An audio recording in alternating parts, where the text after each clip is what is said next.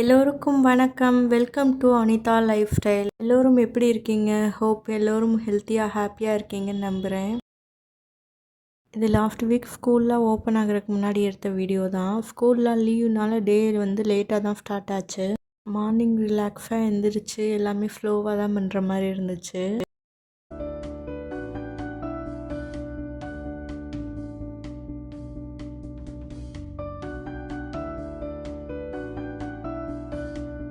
Morning breakfast எல்லாருக்கும் முட்டை தோசையும் கார சட்னியும் எடுத்துக்கிட்டோம்.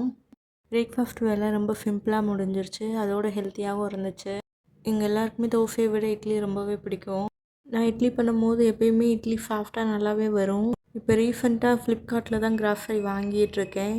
எப்படி உளுந்து ஊற போட்டாலுமே இட்லி கரெக்டாக வர மாட்டேங்குது, அமுங்குது. பக்கத்தில் ரிலையன்ஸ் இருக்குது, ஆனால் பாப்பாவை வச்சுட்டு நம்ம போய் கிராசரி ஷாப்பிங்லாம் பண்ணிகிட்ருக்க முடியாது. வாங்கின உளுந்து மட்டும் காலியானதுக்கப்புறமா பக்கத்தில் இருக்கிற ஷாப்லேயே உளுந்து வாங்குகிற ஐடியாவில் தான் இருக்கேன்.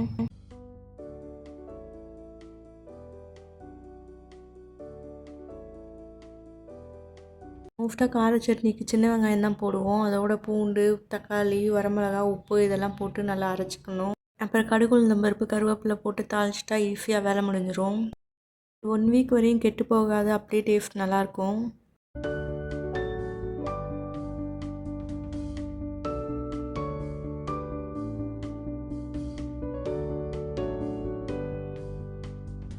கடந்த 2 வீடியோலேயும் கருவேப்பிலை பொடி எப்படி பண்ணுறதுன்னு பார்த்துட்ருக்கோம். கருவேப்பிலை பொடி பண்ணுறது எப்படின்னு பார்த்தோம். இன்றைக்கி சாதம் அதை வச்சு எப்படி கலர்றதுன்னு பார்க்கலாம். வழக்கமாக நம்ம வெரைட்டி ரைஸ்க்கெலாம் தாளிக்கிற மாதிரி நல்லெண்ணெய் கொஞ்சமாக ஊற்றி, இதுக்கு நல்லெண்ணெய் தான் ஊற்றணும், அப்போ தான் டேஸ்ட் நல்லாயிருக்கும். எண்ணெய் காஞ்சதுக்கப்புறமா கடுகு, கடலைப்பருப்பு, வறுத்த நிலக்கடலை சேர்த்துக்கலாம். அது கூடவே வரமிளகா, கருவேப்பிலை சேர்த்தா தாளிப்பு ரெடி ஆயிரும்.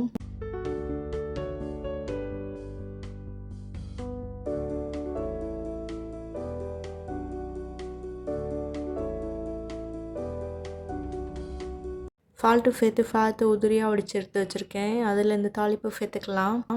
நம்ம அரைச்சி வச்சுருந்த கருவேப்பிலை பவுடரையும் சாதத்தோடு சேர்த்துக்கலாம். சாதத்துக்கு ஏற்ற மாதிரி பவுடரை சேர்த்து நம்ம கலந்துக்கலாம். நான் இப்போ 2 ஆள் சாப்பிட்ற மாதிரி சாதம் எடுத்து வச்சுருக்கேன். 2 ஸ்பூன் இப்போ சேர்த்துக்கிறேன்.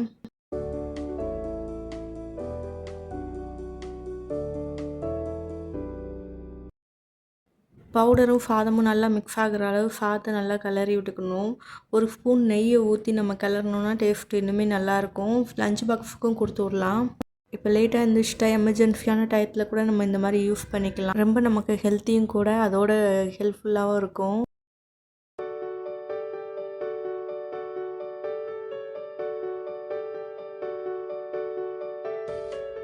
இதுக்கு கம்பல்சரியாக சைட் டிஷ் எதுவும் தேவைன்ற அவசியம் இல்லை. சாதமே ரொம்ப நல்லாயிருக்கும். நான் எக் ஆம்லேட் பண்ணேன், அதை வச்சு அப்படியே லஞ்சை முடிச்சாச்சு. என்னோட ஷார்ட் வீடியோவில் இந்த ரெசிபி நான் ஷேர் பண்ணியிருக்கேன். பவுடர் பண்ணி 1 or 2 டேஸ்லேயே இந்த பவுடர் காலியாகிடுச்சு. ஹஸ்பண்டுக்கு ரொம்ப பிடிச்சிருந்துச்சு, அதனால் அவங்க இட்லி, தோசை கூடலாம் வச்சு சாப்பிட்டாங்க. அதுக்கப்புறம் இப்போ தான் பண்ண கருவேப்பிலையும் கிடச்சிச்சு, டைமும் இருந்துச்சு. ஸ்கூல்லாம் ஓப்பன் ஆக போகுது, அதனால் கொஞ்சம் நிறையாவே பண்ணி வச்சாச்சு.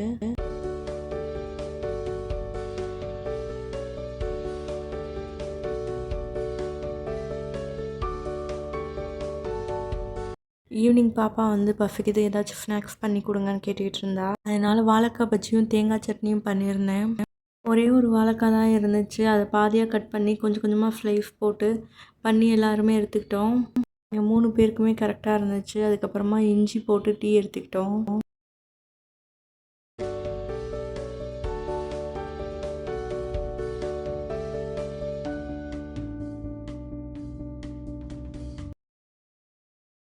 நெய் காய்ச்சி வச்சுருந்தோம். சரி, நெய் ஆறுனதுக்கப்புறமா ஊற்றலான்னு பார்த்தா இப்போ தான் அதுக்கு டைம் இருந்துச்சு.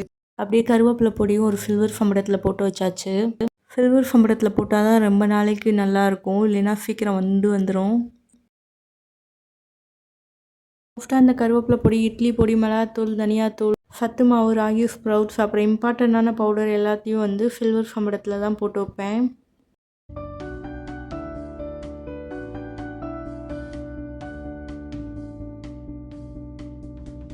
இந்த மாதிரி சின்ன சின்ன ஒர்க்லாம் முடிச்சுட்டு நைட்டு டின்னருக்கு நூடுல்ஸ் பண்ணியாச்சு. நூடுல்ஸ் ஹெல்த்தியாக மில்லட் நூடுல்ஸ் இருக்குல்ல, அதை தான் வாங்கி பண்ணுறது. பாப்பாவுக்கு காய் போட்டாலுமே பிடிக்க மாட்டேங்குது, அதெல்லாம் எடுத்து ஓரத்தில் வச்சுருவாங்க, சாப்பிட மாட்டாங்க. எப்போயாவது தான் நூடுல்ஸ்லாம் பண்ணுறது. வாங்கினா இந்த மாதிரி ஹெல்த்தியாக வாங்கி பிள்ளைங்களுக்கு நல்லா குலைவாக பண்ணி கொடுத்துட்றது. குலைவாக பண்ணும்போது தான் பிள்ளைங்களுக்கு ஈஸியாக டைஜஷன் ஆகும். இது கொஞ்சம் சூடாக சாப்பிடும்போது தான் டேஸ்ட் நல்லாயிருக்கும். டின்னர் வந்து நாங்கள் 6:30லேருந்து 8 முடிச்சிருவோம். வீட்டில் ஃப்ரூட்ஸ்லாம் எதுவுமே இல்லை, அதனால் பக்கத்தில் ரிலையன்ஸ் இருக்குது, அதுக்கு போயிட்டு வந்துடலான்னு சடனாக தான் பிளான் பண்ணோம். 9 க்ளோஸ் பண்ணிடுவாங்க. 8 மேலே தான் நாங்கள் கிளம்புனோம். நிறைய பேர் ஷாப்லாம் போய் வீடியோ எடுக்கிறாங்க. எனக்கு எப்படி எடுக்கிறதுன்னு தெரில.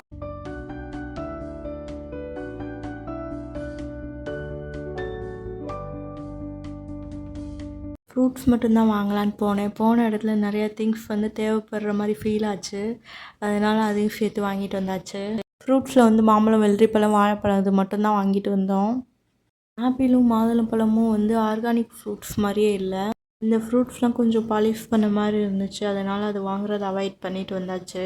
வந்து எல்லாத்தையும் எடுத்து வச்சுட்டு படுக்கிறக்கே 10 மேலே ஆயிடுச்சு. இது வரைக்கும் என்னோட வீடியோ பார்த்தவங்க எல்லாருக்கும் மிகப்பெரிய நன்றி. Keep supporting me. Thanks for வாட்சிங்.